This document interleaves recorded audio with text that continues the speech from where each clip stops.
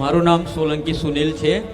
હું બારેજાનો છું, પરંતુ હાલ 7 વર્ષથી હું નારોલની અંદર રહું છું. મારી માનતા એવી હતી કે મારી પેલી એક બેબી છે, બરાબર, અને હું નારોલ ફ્લેટની અંદર રહું છું. 6થા માળેથી મારો છોકરો પડીને એ થઈ ગયો હતો, લગભગ 1.5 વર્ષ પહેલાં, 1 વર્ષ જેવું થયું, 1-1.5 વર્ષ જેવું. તો પછી હું અહીંયા આવ્યો, ફરતા ફરતા આખા ઘરમાં બધા ડિપ્રેશનની અંદર હતા. પપ્પાએ કીધું તું ક્યાંક બહાર લઈ જા ને. તો હું આવ્યો ત્યારે આપણે લાલી બાજુ ગાડી ચાલતી હતી, તો ત્યાં ગાડી હું આવ્યો તો મેં અણધારી અમે રોતા રોતા જ નીકળ્યા થયા ઓલરેડી. અને ત્યાંથી અમે આવ્યા તો મેં માનતા માની કમાડીમાં અમે બંને સાથે રહીને કમાડીમાં, જો મારે આવું થયું છે, આવો ને આવો છોકરો તમે આલશો તો હું 5 રવિવાર કરીશ. માતાજી મને કહેતા બહુ ખુશ થાય છે કે બીજા રવિવારે સારા દિવસો ચાલુ થયા. અને મારી આ રહ્યો આ દીકરો, એક દીકરો પહેલા તારા 6થા માળેથી પડીને પડ્યો. એક્સપાયર થઈ ગયો, મૃત્યુ પામ્યો.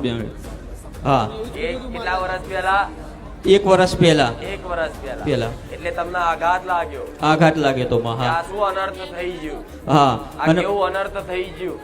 એક આલ્યો તો ભગવાને એ પણ લઈ લીધો. પણ અને આખા કુટુંબની અંદર મારી અમારા 2 ભાઈ છે, એની અંદર એક જ આખા કુટુંબની અંદર છે અમારા 2 ભાઈઓને એની અંદર. અને માતાજી જેવો લીધો તો જેવી એને નિશાની હતી ને એવી જ નિશાની એને છે. અને આજે જ મારે અહીંયા જ મેં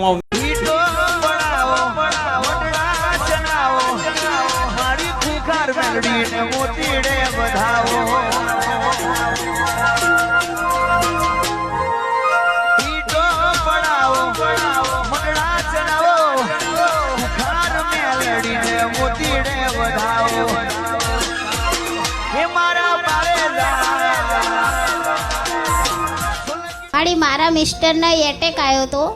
ડૉક્ટરે એવું કીધું હતું કે તમારે બાયપાસ સર્જરી કરવું પડશે, પણ 24 કલાક આપ્યા હતા કે આ ભાઈને અમે લઈ જઈએ છીએ, આ ભાઈ બહાર આવે બી ખરા અને ના બી આવે.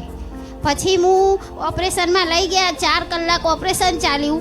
હું ત્યાં બેઠી બેઠી વાણીનું નામ લીધે રાખ્યું, જ્યાં સુધી બહાર ના આવ્યા ત્યાં સુધી લીધે રાખ્યું.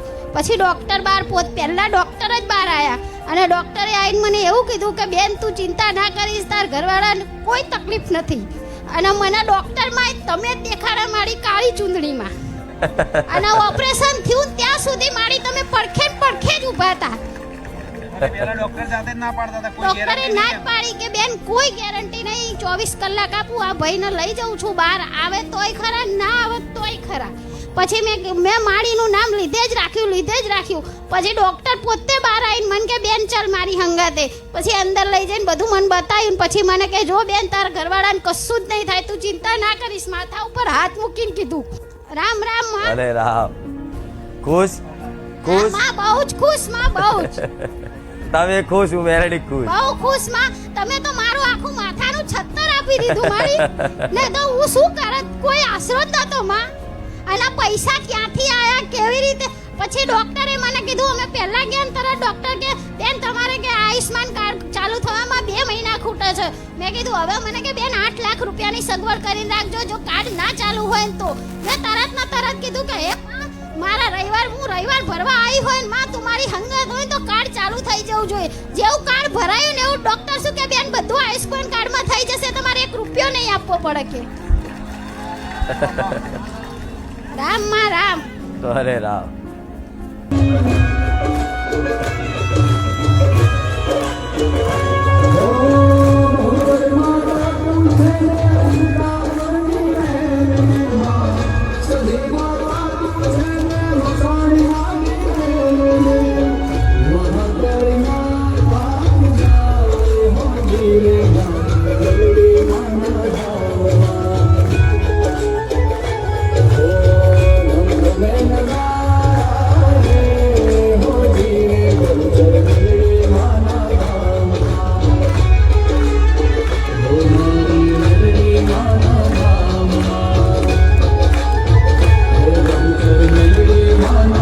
મારું નામ કાજલબેન નરેશભાઈ મકવાણા છે. હું ગામ મોરૈયાથી આવું છું. મારી પાણીની ગાંઠ થઈ જતી હતી, એના કારણે મારા માસિક બંધ થઈ જતા હતા અને બાળક રહેતું નહોતું. અને ડૉક્ટર કહેતા હતા કે ઓપરેશન કરાવવું પડશે. તો મને વગર ઓપરેશને મને માએ દીકરો આપ્યો છે. માનતા રાખ્યા પછી પેલા ડૉક્ટર ઓપરેશન કરાવવાનું કહેતા હતા કે તમને પાણીની ગાંઠ છે તો ઓપરેશન કરાવવું પડશે. મેં અહીંયા 5 રવિવાર ભર્યા અને આ પ્રસાદી લીધી અને ખુલાસી બધું મટી ગયું અને પછી ઓટોમેટિક મને માડીએ સારા દાડા દેખાડી દીધા અને માડીએ મને દીકરો આપ્યો. 1.5 વર્ષ મેં દવા ખાધી. 1.5 વર્ષ મને આરામ નતો આવતો. જ્યારે દવા લઉં તો જ મને આરામ નતો તો ને તો પછી તકલીફ ચાલુ થઈ જતી. માનતા રાખી અત્યારે માતાજીએ દીકરો આપ્યો. દીકરો આપ્યો. નામકરણ કરાવ્યું. નામકરણ કરાવું. ડોક્ટરે નાચ પાડી હતી. નાત પાડી. તમને વિશ્વાસ છે કે મેં કર્યું? હા માડી તમે જ કર્યું. ના ભાઈ મેં કોમ નહીં કર્યું તું ના પા હું તો આઈ મારી ખોડિયારમાં આગળ ધરીને જ આવી હતી કે માડી તમે પહેલા આગળ રહેજો, જો તમારી હા હશે તો તું પારેજા પહોંચી જઈશ. ભલે રામ, તમારી ખોડિયાર માતા ને રામ છે. રામ રામ માડી. ભલે અને મારી બેબી રહી ને એ મને એમ જ કહેતી હતી કે માડી તને ભયો જ આલશે. અને માડી હવે બપોરે બેઠા હોય તો ત્યાં દુપટ્ટો ઓઢીને કેવું ખૂંખાર મેળડી આવી એવું જ કરતી હોય. હું તમારા ઘેર જ રમતી હોય એનો મતલબ એવું થયું. હા માડી. જેમ કે નાના દીકરાઓને કહે છે કે બોલે એ સાચું બોલે અને એમનું હૃદય પવિત્ર હોય, ચોખ્ખું હોય. હા માડી. તો મારી પ્રેરણાથી કદાચ થાય ને તો એવું સમજી લેવો કે હું માતા તમારા ઘેર જ છું. હા માડી. ભલે એનું નામ રોનક રાખો. રોનક તમારા ઘરમાં એવી રોનક લાવશે. રામ રામ માડી. ભલે રામ.